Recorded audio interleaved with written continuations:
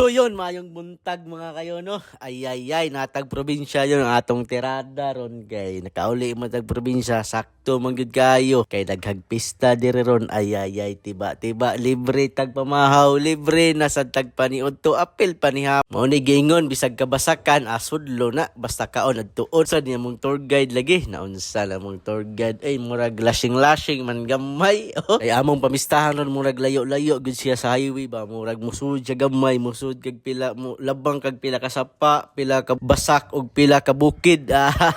Pero dili na hadlang siya nga ato ng balibaran kay kaon baya na siya. Nya lami baya ikaon basta pista kay unya bisan pag nagkadang magdamag ka na mo diretso ra gihapon ta kay kaon baya. Nya pag abot diri sa balay mao ni ang resulta. Daghan man kayog tawo lagi. Nya di man lagi kuno ta mauwaw. Ay at kay tiradas litson o lami gud.